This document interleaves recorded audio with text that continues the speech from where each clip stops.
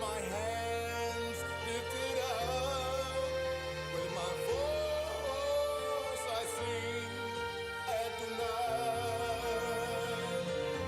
I give you praise, Adonai. I give you praise, Adonai. I give you praise, Adonai. I give you praise from the rising of the sun to the going down of the same. Adonai, I give you praise. Adonai, I give you praise. Let your spirit fill my temple. Yeah, you are worthy to be praised. Let our voices sound with triumph that you are worthy to be praised. Let your spirit fill this temple. You are worthy to be praised. Let our voices sound with triumph. Yeah, that you are worthy to be praised. That you are worthy to be praised. That you are worthy to be praised. That you are worthy to be praised.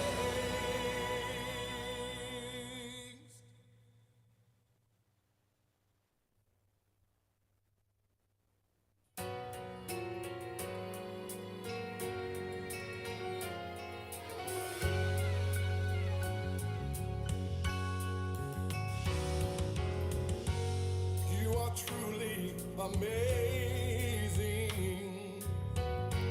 full of wonder and surprise. You're the life that breathes through me. With you I shall abide.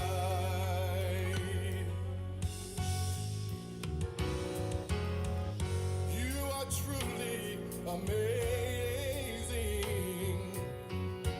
full of wonder and surprise.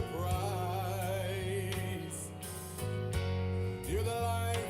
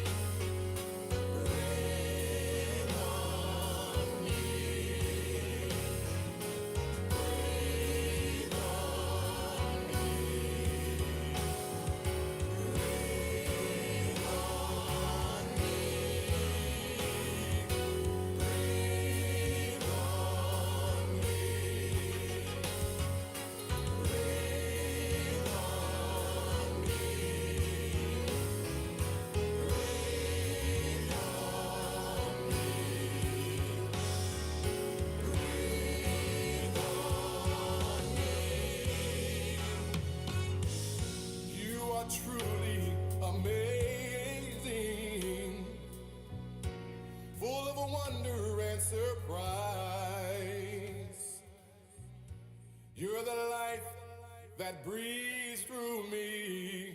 With you I shall abide.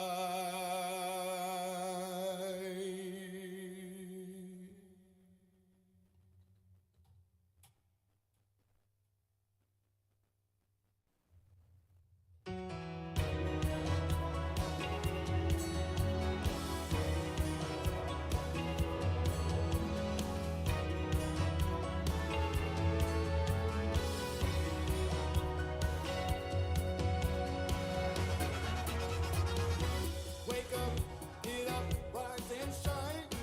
He is risen, my Adonai. Doesn't really matter who you are. Rejoice and say it's a brand new day. It's a brand new day. It's a brand new day. It's a brand new day. We've been tried by fire. We've been through the flood. We've opened our hearts and minds to receive from above. Stand up, look up, grow up your hands, give him praise, do your dance. Doesn't really matter who you are. Rejoice and say it's a brand new day. It's a brand new day. It's a brand new day. It's a brand new day. We've been tried by fire. We've been through the floods. We've opened our hearts and minds to receive from above. Wake up, get up, rise and shine. He is risen, my Adonai. Doesn't really matter who you are. Rejoice and say it's a brand new day. It's a brand new. This is Rabbi Robert B. Holman Jr. Shawn Appleton. and this is Hebrews in in Exile. Exile. You know, we want to apologize to you for not being on air last week. And there are going to be some times when we're not going to be on air, and I don't know how to let you know the times that we're not, because things come up and we're not able to broadcast live like we want to. But the producer usually sends out a notice on YouTube, lets you know when we're going live and when we're not. So check your YouTube, check your feeds for that information each week when we get ready to start, whether or not we're going to be here or not. We've got things going on that just sometimes we just can't be here. And we want to be able to support everybody that's following us. And we do appreciate your following us and staying abreast with what we're trying to do to bring this information to you so that your lives with the Most High can be better. Absolutely. I think I heard in the back there that we do have some social media that maybe we can post some things on. So stay connected via the social media, via whatever we have. Facebook, I heard, so you can so we can stay on top of things. We'll try to get things out a little bit earlier so you guys are aware. Okay. We are going to talk about.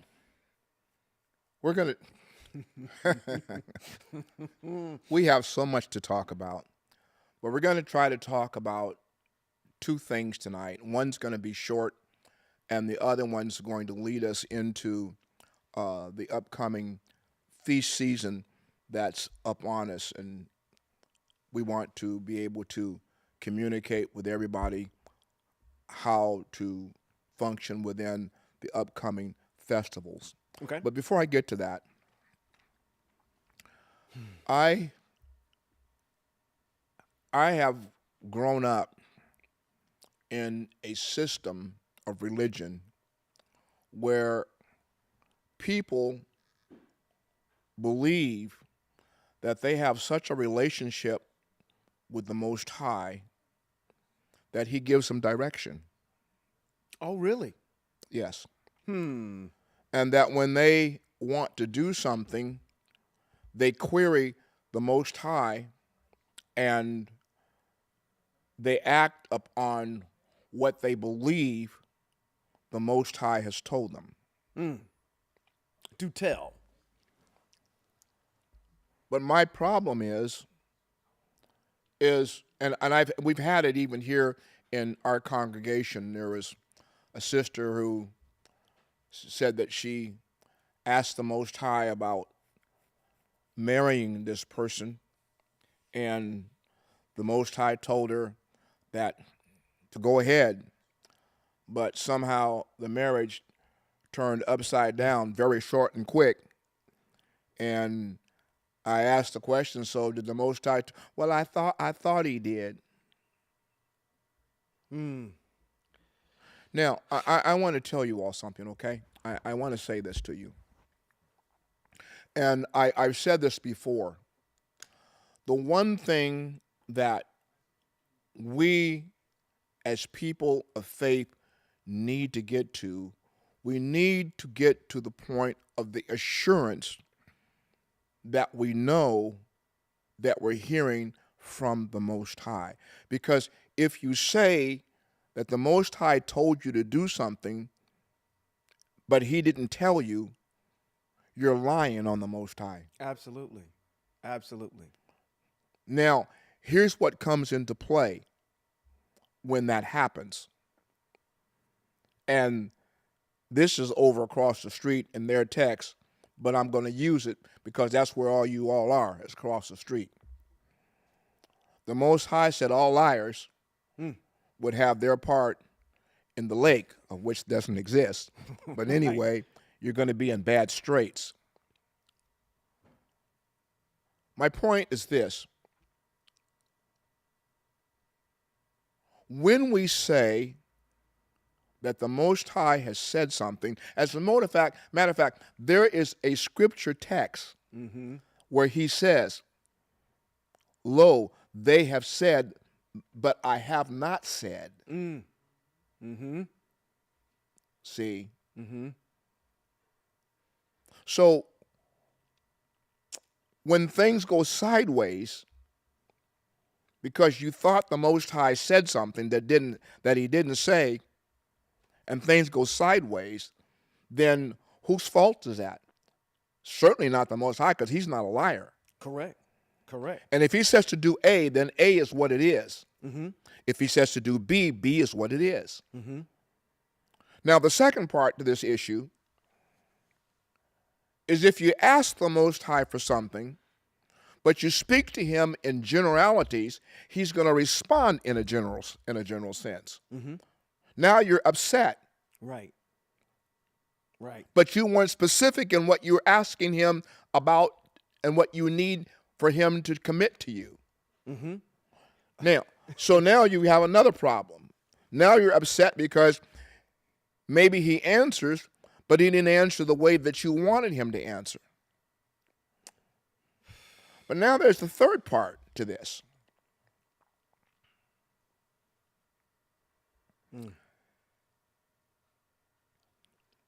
The psalmist says,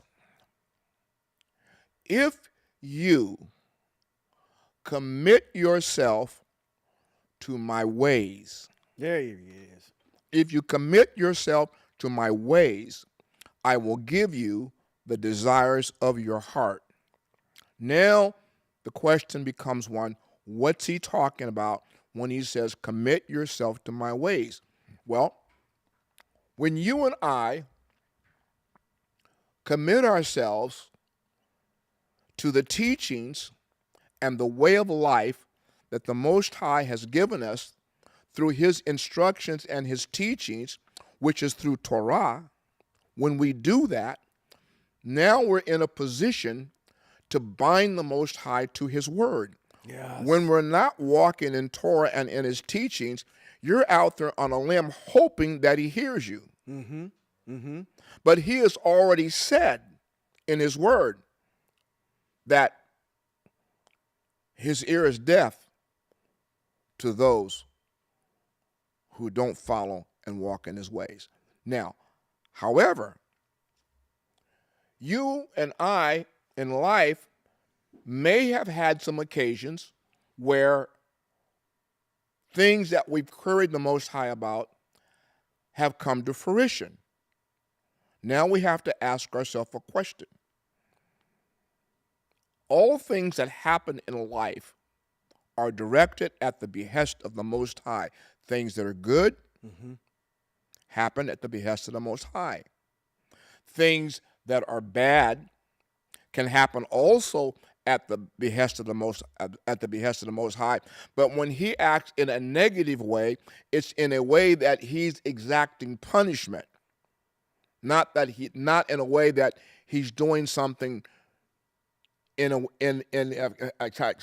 to explain that in a way that may be I don't know.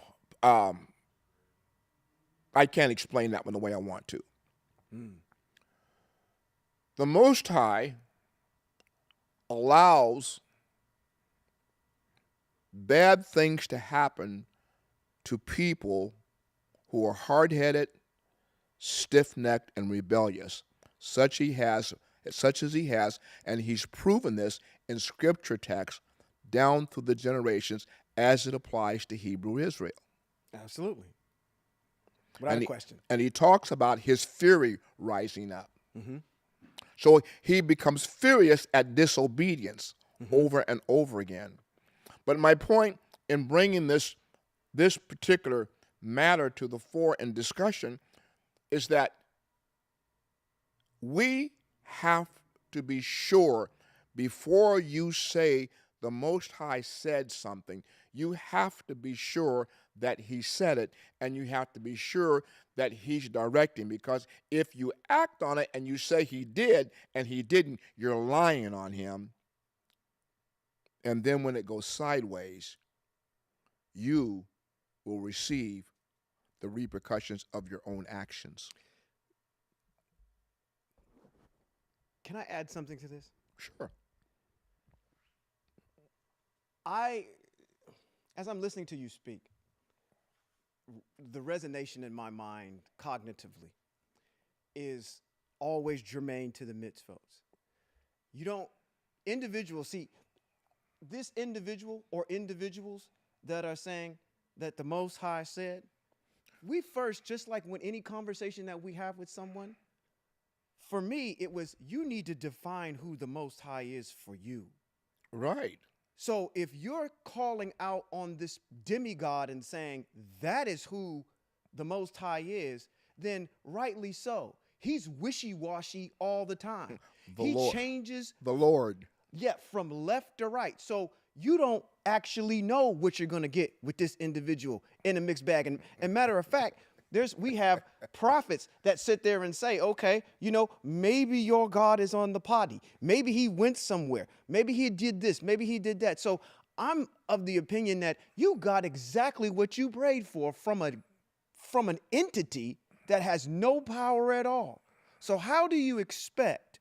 Because we as Hebrews know that, matter of fact, and I not use that word pejoratively. I learned that from you because you said it's not a matter of thinking about something. I know it. Yes. Because I've spent time in text. I know how the Most High, Eye Asheye, acts. Yes. I know the way that he will function in this particular situation because I have experiential knowledge Absolutely. with what he's done to his people and what I've experienced in my life. So therefore, it's not a matter of I think.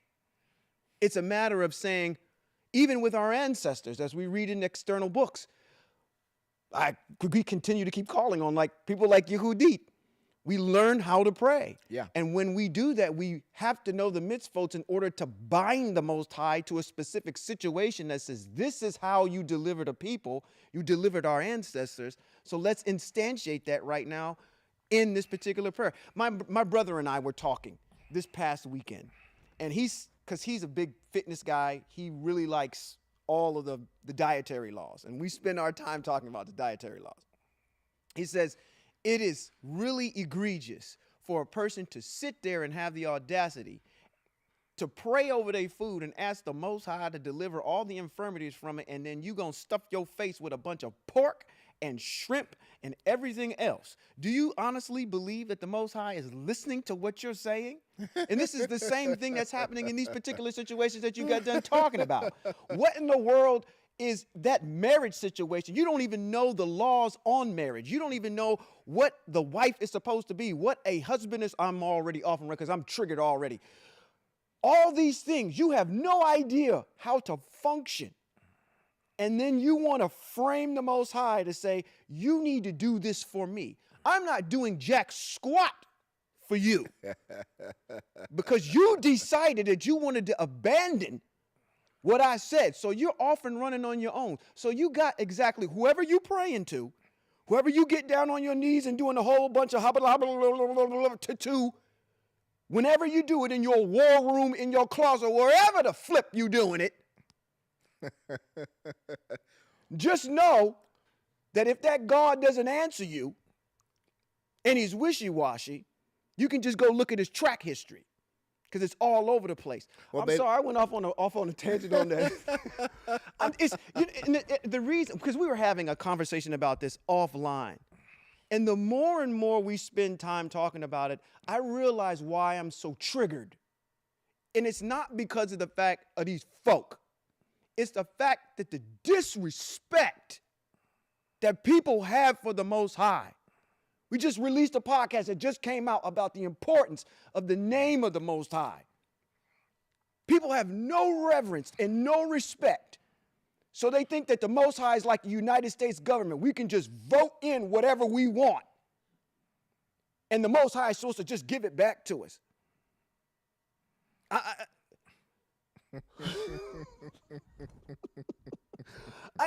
just don't, I do understand it.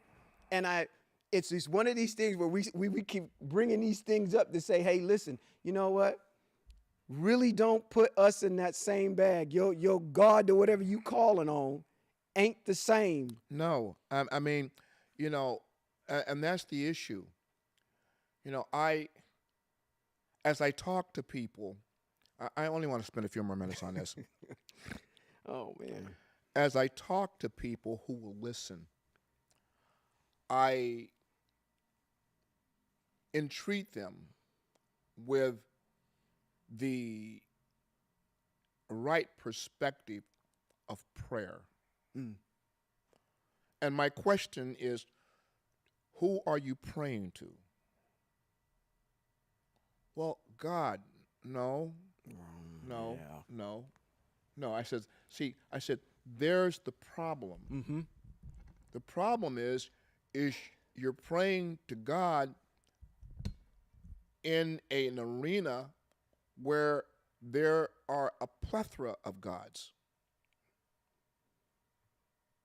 The absolute all-existent one who is supreme, opulent, omniscient,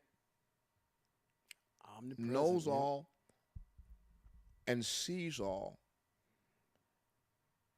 is the Father of all. But like your Father has a name, mm-hmm. He has a name. Wouldn't it be nice to speak to him directly, mm-hmm. and leave that other bastard out of the conversation? Right. And because even if he is, he's a bastard child. That's exactly right. Exactly. So if I want to talk to my Father, I should be able to talk to my Father and call my Father by his name. Mm. He has a name. And as I talk to people, I tell them, your Father has a name. Doesn't it seem practical that the Most High would have a name? Mm-hmm. Absolutely. And let's deal with the idea that Israel is his son. Mm-hmm. That guy over there is not his son. The Most High knows who his son is, and he tells us in Exodus 4:22, Israel is my firstborn son. Right. So the son knows the Father. Exactly. The Father knows the Son. Mm-hmm. The Son has known the Father's name from the beginning. Mm-hmm. My daddy's name is Yahweh. Mm-hmm. Yahuwah, Yahweh. If you want to drop off the vowels, that's okay. He'll accept that. Mm-hmm. But you can't put him in the collective pot and expect for him to acknowledge you when you won't even correctly acknowledge him. Yeah. Exactly. And there is a text I was looking for. I taught it a few weeks ago, and I forgot where it is. It's in Isaiah, somewhere between 51, maybe it's back, but anyway, I can't find it right now, where he talks about how we have polluted his name, Mm-hmm. and what have you. So I just wanted to talk about that briefly to let you know, don't proclaim something that the Most High has said or directed you to do if you're not positive of the voice that you're listening to. Because when it goes sideways, it's not the Father's fault. It's your fault because you believe something that you wanted to believe that wasn't directed by him. Yeah. Now, All with that all out the way, and you back down? You back down with me now? No, You- I still got my fire going. Yeah, It's burning, but I'm off of that. I'm off of that. All right. I'm good. I'm good. All right. We have coming up in a very few weeks. As a matter of fact, give me the date. Actually, it is this weekend is going to be the beginning of our new year, but it's the 29th of this month, of the month of March. Will earmark Pesach, and the 15th of the first month, on the 15th day, which is the 30th of March, will begin the Feast of Matzah, which is a high holy day, convocation, first day of a convocation that will last, well, at least the first day of a convocation. Yeah, you have will another last- one at the end of it. 7 days. So 7 days, yes. I'm gonna let you talk about this. So I'm gonna talk about it briefly, and I'm gonna let you do the Please. overview. Okay. In Leviticus chapter number 23, it tells us that we are supposed to sakar. The word sakar is in the Hebrew is the word for remember. Mm-hmm. So let's go to Leviticus chapter 23 and let's look at something. Yahweh said to Moshe, "Tell the people of Israel the designated times of Yahweh which you are to proclaim as holy convocations are my designated times. Work is to be done on 6 days, but the seventh day is a Shabbat of complete rest, a set-apart convocation. You are not to do any kind of work. It is a Shabbat for Yahweh, even in your homes." Mm-hmm. So now that establishes for us the aspect that every seventh day there is a Shabbat or a Sabbath day and a day of rest. Correct. Now he says in verse 4, these are the designated times, the the set-apart convocations are to proclaim you are to proclaim at their designated times. Mm-hmm. In the first month, on the 14th day of the month, between sundown and complete darkness, comes Pesach for Yahweh. Yes. That's the first one. That's coming up on the 29th, you said. The 29th, yes. On the 29th of this month. Of March, That yes. will be within the first month. Now, you have to realize that months, seasons, and times are different within the Hebraic calendar than the Gregorian calendar. Yes. January is the first month of the year on the Gregorian calendar for those that are Eurocentric. The Most High has a calendar, Yes. and his calendar is specific to a point in time which he speaks about in the book of Exodus. I think it's chapter 12. Correct. So if we go back there, and the reason we're talking, because Pesach and the Feast of Matzah are coming up in this month of March. And in this month of March, on the back end of it, as a matter of fact, this weekend starts the first day, First of the year for us. first of the year for us. Yes. Okay. So I'm gonna let you talk about that. Go ahead. So you're doing actually taking all my thunder away. No, I From me. can't, I But can't that's good. I can't possibly take all your thunder because you are a dark cloud up there that's full of water. Full of water. Yes. Eloquently put, the Exodus 12. Let's go over there actually, and I actually want to start there because I need to try to frame this in a way when we're looking at Pesach. And first of all, I want to thank the Most High for allowing us every single year to gain more information and knowledge about these mitzvot and how, as we are in exile, we are to kind of carry them out. But we kind of need to go back and get everything from its genesis. Exodus 12, verse 1, and I'm going to start at the top. And I want to frame this way, is that in our Hebrew text, we have to understand that there is the act of Pesach, Passover, that actually happens in Mitzrayim with our ancestors. Our ancestors come out of this act of Pesach. They transverse through the desert. And while they're in the desert, we have Leviticus number 23, which explains to us when we're supposed to observe Pesach. We also have Devarim chapter number 16 that tells us how to carry it out when we get into the land. So Moshe is addressing a group of individuals that says, you've participated in Pesach in the land of Mitzrayim. Now you're out of Mitzrayim. When you get into the land, this is how I want you to carry it out. One of the things that I want to bring up and have this kind of open discussion, and correct me if I'm wrong, please, is that I don't necessarily find anywhere in text where Moshe addresses how we are to carry out Pesach in exile, because he never thinks about us being in exile. This is true. So everything that we're thinking about is according to Pesach, and the Feast of Matzah is actually germane to what happens in the land. Okay, now hold that point right there. Okay. There is nothing that Moshe teaches us, as a matter of fact, anywhere, even other than to say to us in many of the mitzvot that these are perpetual throughout all your generations.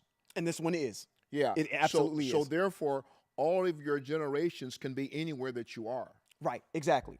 So in saying that, I'm saying that, yes, when Moshe is teaching, he's teaching about what happens in the land, how you're to observe it. It is a perpetual thing. What I want to get away from is the fact that when you see individuals doing seders, when you see individuals doing certain types of liturgies, there's nothing in text that says you have to do it that way. There's no the Most High did not give us a liturgy for Pesach. Right. Pesach is perpetual. Seders are Ashkenazian. Yes. The Ashkenazis came up with this liturgy to celebrate Passover, but in their doing so, they have stepped outside of the scope of Torah. Absolutely. They've added different things to bring a remembrance. And I can say in that particular realm, That's their thing. That's what they do. They've added to what's there. If we're going to go strictly on what's text, we're going to go through exactly what Moshe ordered our ancestors to do, and we should try to mimic that because we're practicing. Exactly. That's the point I want to get to. We're practicing it outside of in exile. Yes. But this is preparing us. We should actually do more of what was mandated for us to do in the land. So when we get back there, it's going to be automatic for us because we're practicing it now. Now, with that being the case, the Ashkenazi Seder is a big communal celebration of Pesach where they gather together in a communal place and they celebrate this. They celebrate Passover. I have to say, it's very beautiful because we did it for several years. Yeah. But we got back to text where text told us that the Passover was supposed to be done in your homes. So I want to challenge that tonight. Okay. I want to challenge that particular aspect. That's why I kind of led with, in going through it one more time, I want to challenge that particular aspect. Okay. I also do want to say, as we are talking about Passover, and as you've seen it before in the past, there's a lot of emphasis on Passover and not enough emphasis on the Feast of Matzah. Passover is like the opener. If you got a comedian, you got somebody that comes up and opens up and warms up the crowd for the comedian. That's what Passover is for the Feast of Matzah that comes up right behind it. Because if matzah is a serious thing that happens for the next 7 days. So there really isn't enough emphasis that's there. And I want to draw more emphasis on matzah, but Pesach is very important to us as well. So I'm framing it that way. That's why I want to start and go all the way back to what happened in Mitzrayim with our ancestors. And we pick up in chapter number 12, verse 1. And it says, Eya spoke to Moshe and Aharon, his brother, in the land of Mitzrayim and said, you are to begin your calendar with this month. Now, there on HebrewCalendar.com, there's a section in there where I explain to you where and how you can derive where the beginning of the first of the year is.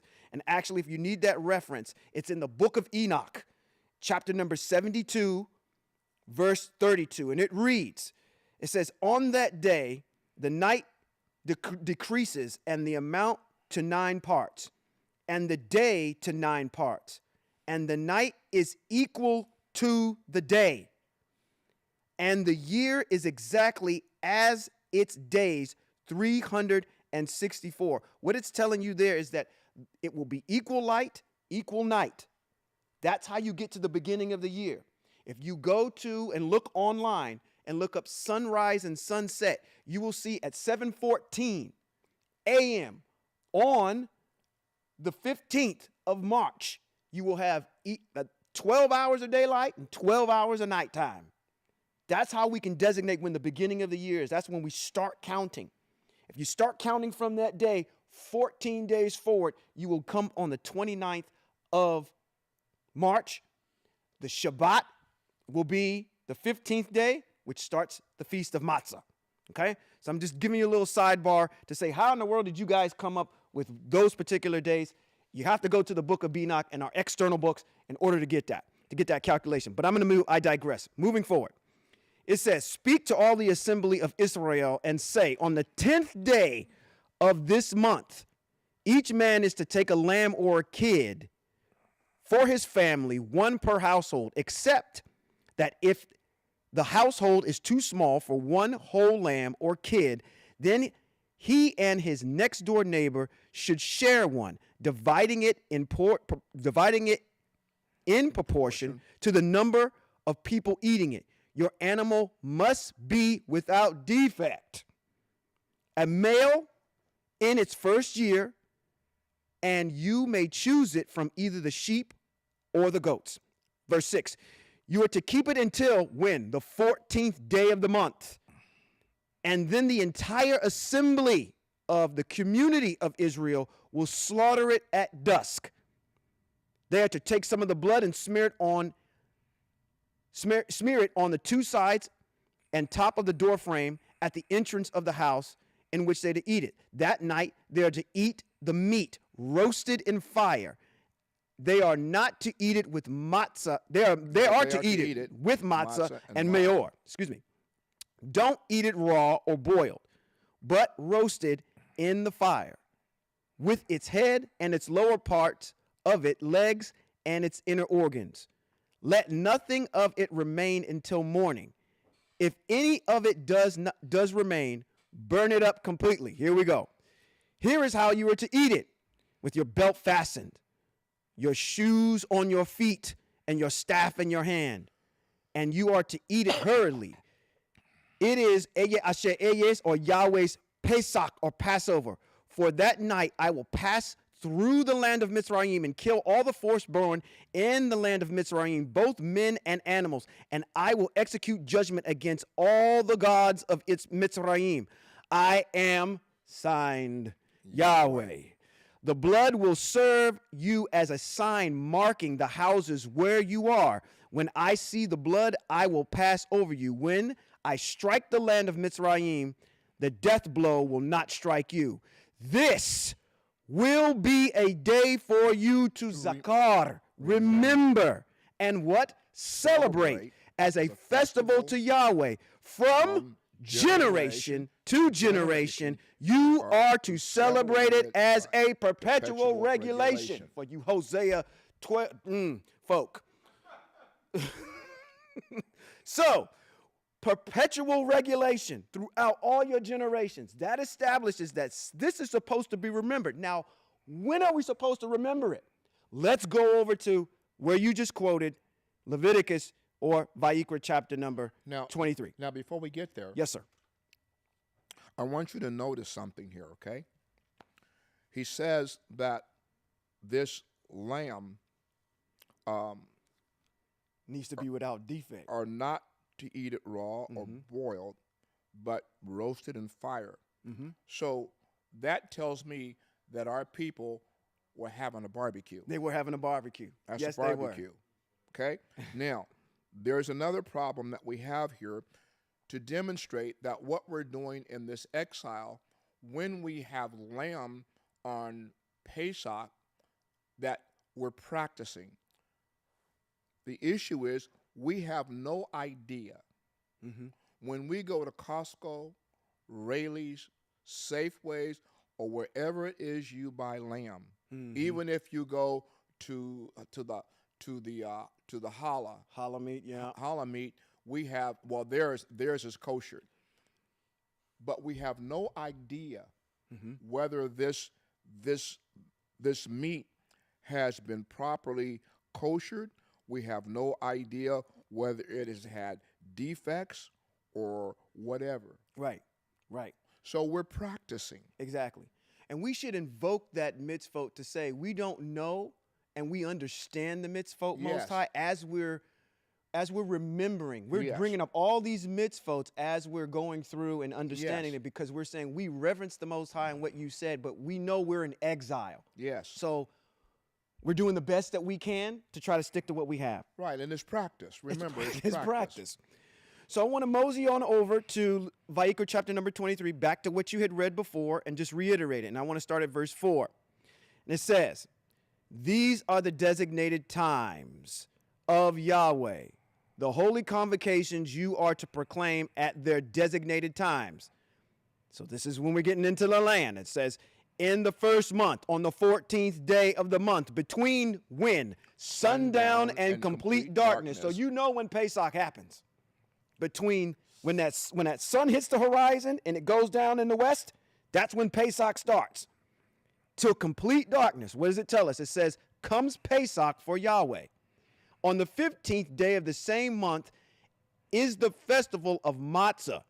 So that means when the sun hits the horizon on the 15th day, that's when the Feast of Matzah starts. It says on the 15th day on the same month is the festival of Matzah. For 7 days you are to eat matzah. On the first day you are to have a holy convocation. Don't do any kind of ordinary work. Bring an offering made by fire to Yahweh for 7 days. We can't do that because we're not in the land.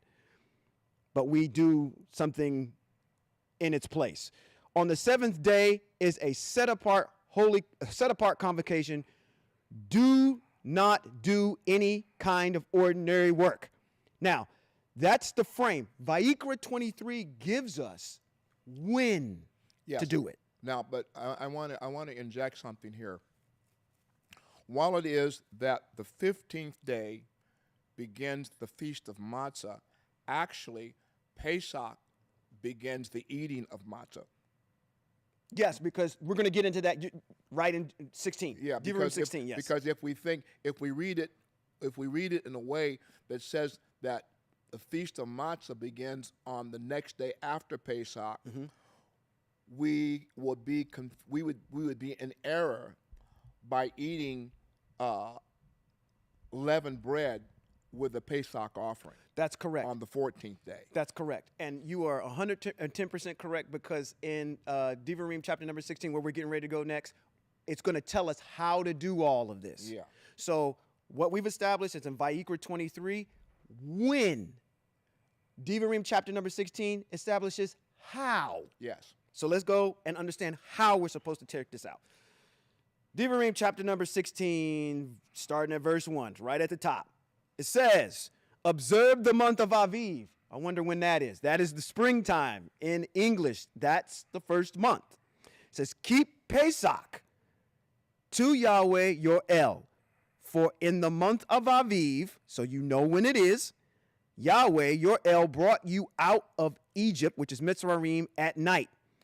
You are to sacrifice the Pesach offering from the flock and the herd to Yahweh your El in the place where Yahweh will choose to have his name live. So, if we're in the land, there's going to be a place that the Most High is going to say where this is going to actually happen. Okay? And everybody's going to be there. That's why I'm challenging in your homes. Yeah. Okay? Okay. So it says, this is where you were talking about. It says, you are not to eat any chametz. Chametz is anything with leaven in it. Now, you can probably do a better job than me explaining. People go like, well, what's chametz? What has leaven in it? Bread has leaven in it. Anything that makes anything wheat rise. Make rise. Yeah. Cake, things that rise. Okay. So or you have to put yeast in it, or you have to put a rising ingredient to cause it to rise. That's called chametz. Chametz. You are not to eat any chametz with it. That means what you just got done saying, for that Pesach offering or that Pesach meat that we're eating, no chametz is supposed to be around. That means that we're going to be matzah. Eat it with matzah. Yep. The text says eat it with matzah. Yep. For 7 days you are to eat it with matzah, the bread of affliction.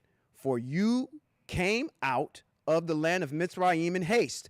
Thus you will remember Zakar, the day that you left the land of Mitzrayim, as long as you live. No leaven is to be seen with you anywhere in your territory for 7 days. Now, this is getting into matzah. This is where that whole entire issue of go in your house and get all the stuff that has leaven out and get it out of your house. If we were in the land, matzah can't be in the territory. Right. Get it out, completely out. Right. Okay? So, none of the meat. Now, this is what I want to also bring up too, because this is another understanding that I have. None of the meat from your sacrifice on the first day in the evening is to remain all night until morning.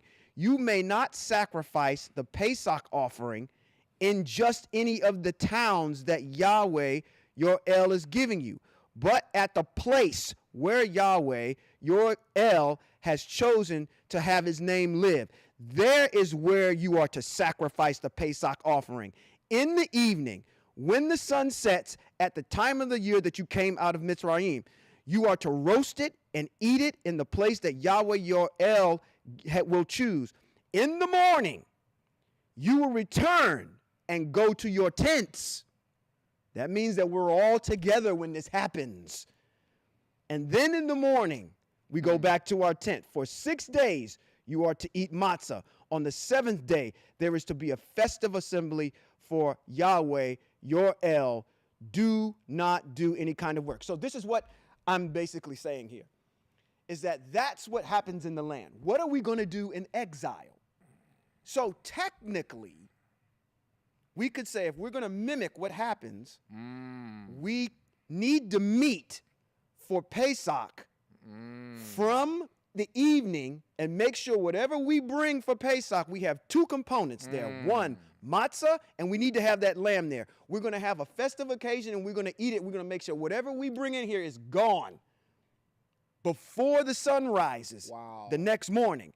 Now, we go back to we're going to come back here because that's going to be the Shabbat, which is going to be the start of the Feast of Matzah. We're going to eat matzah on that day. It's going to be a super Shabbat that day for that holy convocation.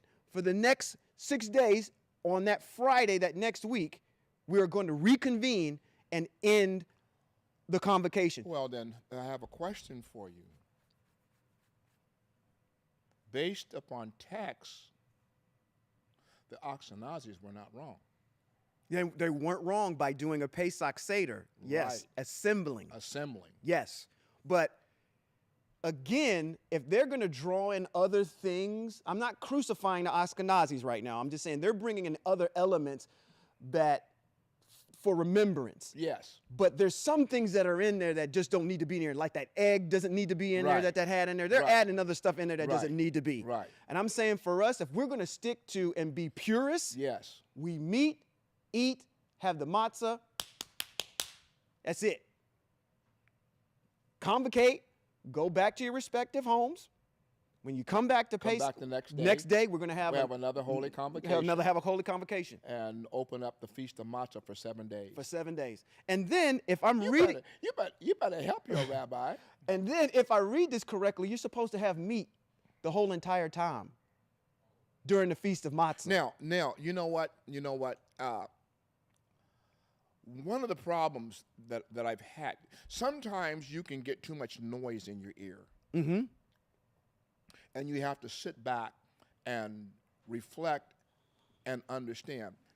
If I go to the book of Ezekiel,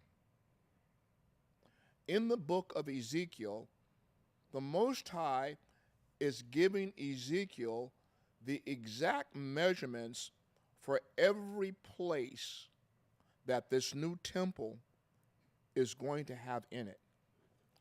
One of the places that it's going to have in it is a place for the gathering and the slaughtering of animals.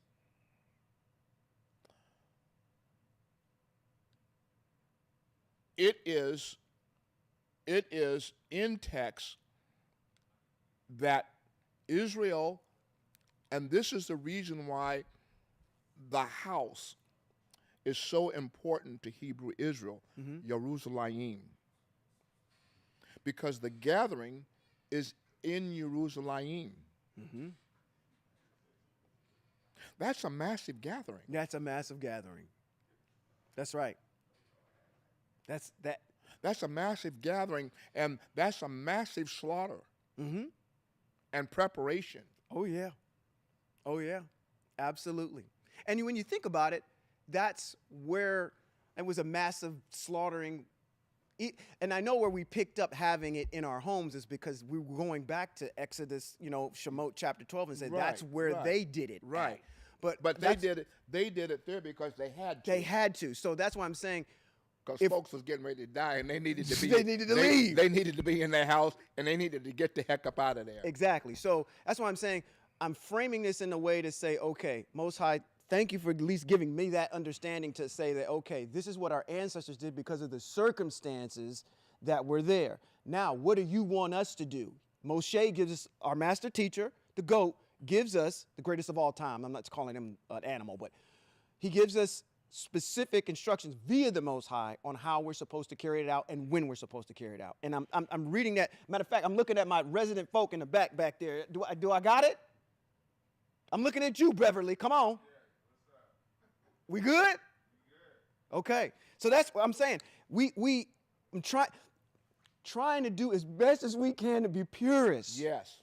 And stick to the script. Stick to the script. So when it does come time for us to matriculate back into the land, when we wake up and it's time for us to enact this, we already know what to do. I'm going to say something here. In our journey, Yeah. We have been on a journey ever since 2007. We've done some things correct. We've done some things wrong by following other people and not reading, not understanding and reading the text. With our understanding becoming clearer as we've grown in text, we come back to an understanding where we have to apologize to the Most High for doing something in error. Yes. Yes. Because we were having our Pesach convocations. We were. And we dropped them because somebody said, and we didn't verify that somebody's. And see, this is the one thing that you have to, people will get you off. People will get you off if you're not paying attention. And that's my fault as a leader of not paying attention.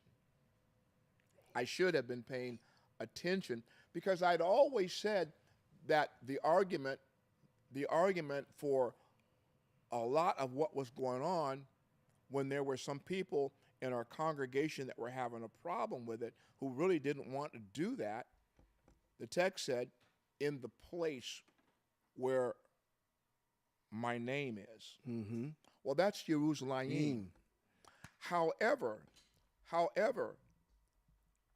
we have a house where we know, where I know that every time we gather in this house, the Most High gathers here with us. Absolutely. Now, his name may not be here, but his spirit and his presence in, and you know what? And this is not something that we suppose. This is something we know. Absolutely, without a doubt. And we should have never left this house on a Pesach gathering. Yep. All of them, the major ones that we have, we are assembled together. Together. That's great. So that means that we've got to get our crew up to speed for the upcoming Pesach, so we can once again have a wonderful gathering Pesach here as a communal people in this house where the Most High meets us. And I'm not going to say his name is not here because his spirit is here. And if his spirit is here, his spirit is with his name. But we know that Jerusalem is the land. Absolutely. But we're out of the land and we're dispersed to where we are, but his presence is with us, and we know that. Yeah, absolutely. Absolutely. Well, thank you. I think the Most High, because well, thank you for the Most High just brings me correction when I just need to have it from different sources that I need to have it. Mainly you. I am a student. You are my mentor, and I'm looking for like I said, I'm looking back there at Yeshai, and I'm looking at all of you all to. I'm not trying to. Elevate anything. It's trying to get it right. No. We're in text. We're in text, yeah. We're in text. So you know what? I'm going to tell you something.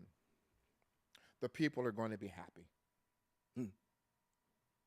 The people of this community are going to be happy, just like we're going to be happy when we are reassembled and gathered back into the land. The Most High said, and you, Jerusalem, will be leaping with joy and rejoicing in song and gathering, seeing that your daughters and your people are returning to you. It's such a beautiful thing because we have purpose behind what we're doing because it's ordered by the Most High. And I'm going to throw them under a bus. Oh, I'm going to throw them under a bus. This ain't some fertility god style type, all this mess that's getting ready to happen out here, outside of these four walls. We have text that puts us exactly germane where the Most High wants us. We don't have to. You can't call Easter Passover. Easter is not Passover. Correct. And if it's celebrated on the wrong day, it definitely is not Passover. Right. It's Passover, Pesach has nothing to do with the resurrection of anything dead. Right. Right. It has nothing to do with anything dead. So if you're celebrating Passover and Jesus Christ rising from the dead at sunrise, and we're going to sunrise meeting, this text that we're reading here has, watch your mouth, Robert, Jack. has absolutely nothing to do with that. Absolutely, unequivocally, nothing to do with that. That is idolatrous. That is idol worship. Absolutely. Text, we have read from text what Passover or Pesach is all about, when it's supposed to happen, how it's supposed to happen, and how it's supposed to be carried out. And it ain't got nothing to do with Easter bunnies. It ain't got nothing to do with Easter eggs. It ain't got nothing to do with bonnets. It ain't got nothing. It has got nothing to do with that. Watch your mouth, Robert. Yeah. It ain't got nothing to do with that bull donkey. Correct. Nothing. Nothing at all. Nothing at all. And when it happens in the Christian church, it's as idolatrous can be. Mm-hmm. And you can call it Resurrection Sunday, but it has nothing at all to do with scripture text. Exactly. Nothing. Yep. And this is the beautiful part. It's all signed by the Most High Yahweh. He says, and perpetual. This is signed, I Yahweh. I am Yahweh. He signs it. Simple as that. Beautiful. So, our congregation is going to be happy to hear that we are once again going to gather as a congregation. And since there is no liturgy, Right. Correct. we can scribe or propose our own liturgy for that particular day, Yeah. which is going to be a Friday, Right. It's going to be a Friday, a Friday evening. and it's going to be mitzvot packed. And we don't have to break down anything because we come back the next day to celebrate, to start the Feast of Matzah. Feast of Matzah. And that's the beauty of the Most High is when you go by the Most High's calendar. I'm going to blow my own shofar. Come on. The Most High has it in a way where all of these festivals fall that makes it convenient because you're already here. They're already here. They all fall on On the Shabbat. They all fall on a Shabbat. Now, you'll notice that the Ashkenazi calendar will not have Passover falling on the same day, more than likely, Right. Right. because Right. we were celebrating it all different times of the week. Right. It'd be in the middle of the week. It'd be in. And that's the only thing I would say about them. But they were right in holding the convocation and the communal gathering. They Yes. were right in doing that. Yes.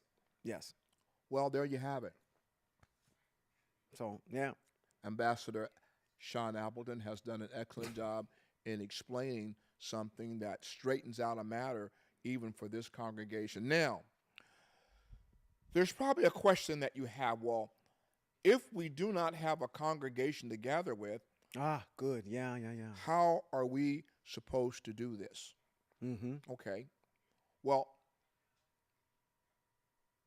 the day and time and the remembrance is still supposed to be carried out. Correct. And I would say to you, if you're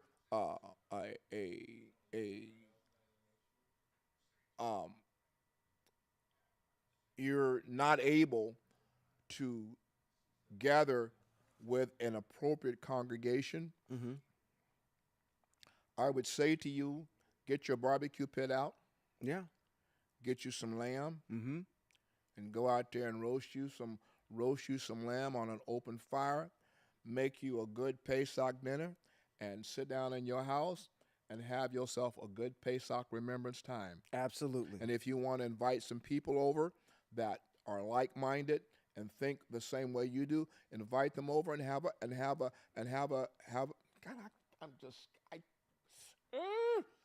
a wonderful evening of fellowship and eating. Yeah, absolutely. And then the next day, have those same people come and gather as a holy convocation with you and start the Feast of Matzah. Absolutely. That's what you can do if you're there and you're alone. Yeah, yeah. And again, reiterating, we are in exile. We're in exile. This is practice. And we're practicing. This is, when we get in the land, it's going to be a different story. Different story. But at least we can start moving towards having our minds prepared when we do awaken in the rivification. Right. Like you said, we already have a mind to already do what is correct. Right. Now, I have a question for you. Are you going to elaborate on this Sabbath, because you're teaching the Sabbath? Absolutely. This was kind of a precursor, and that's why I kind of wanted to bring these issues up and kind of talk about them in an open forum like this. Because if I was missing anything, I know we've got some really astute individuals here. My mentor. If I was saying anything incorrect prior to presenting it publicly, you nailed it. I was going to make sure that everybody heard it on this Pesach. This Shabbat. You nailed it. And we're going to reiterate this in our Sabbath teaching this week on our Shabbat. So if you tune into Yahweh's Exile Empire for our Sabbath teaching, you will hear this conversation come up again by Ambassador Appleton, because he's the teacher for this month. Yeah, thank you. Well, yeah, this has been Rabbi Robert B. Holman Jr. and the junior rabbi, Shawn Appleton. He's finally acquiesced. He has finally acquiesced. And this has been Hebrews in Exile. Shalom.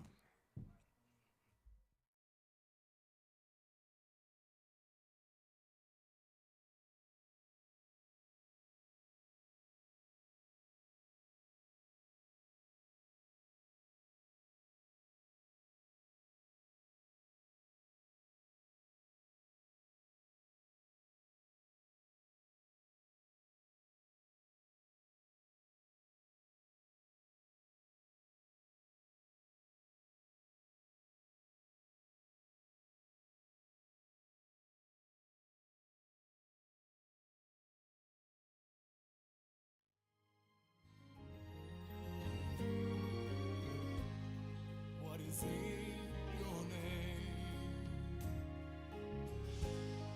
What am I to call you? You hold heaven and earth in your hand. You are whom I adore.